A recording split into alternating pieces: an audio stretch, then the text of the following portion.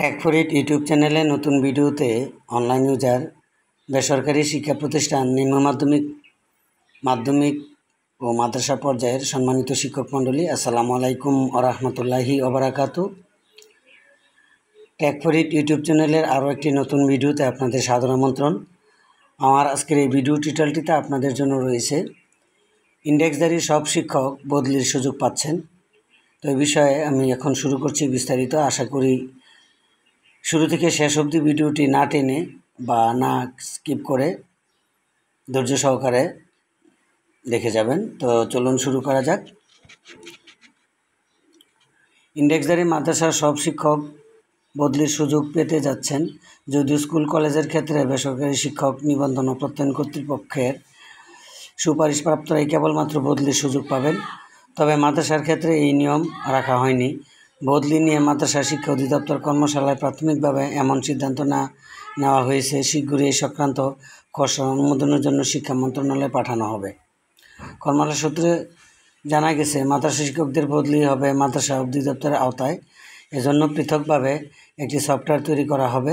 একজন শিক্ষক ইন্ডেক্স পাওয়ার পর অন্তত 2 বছর তাকে চাকরি করতে হবে। 2 বছর হওয়ার পর তিনি বদলির আবেদন করতে পারবেন।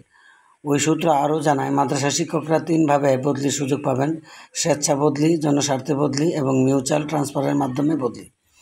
এর মধ্যে স্বেচ্ছায় বদলির প্রক্রিয়া বছরে একটি নির্দিষ্ট সময় হবে।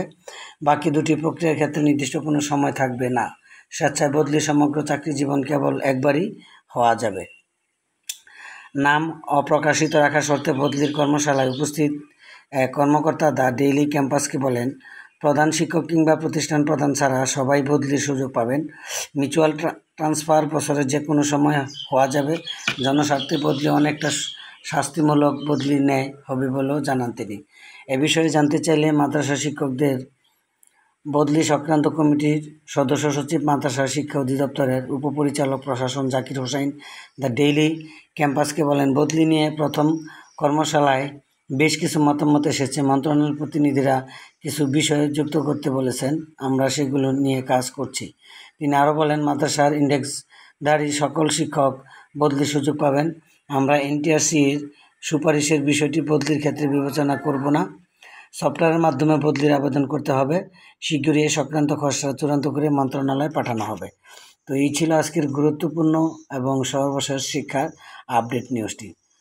তো আশা করা যাচ্ছে ভিডিওটি আপনাদের অনেক ভালো লেগেছে। তো এই জাতীয় ভিডিও পেতে অবশ্যই টেক ফর ইট ইউটিউব চ্যানেলের সাথেই থাকবেন এবং চ্যানেলটি সাবস্ক্রাইব করে রাখবেন।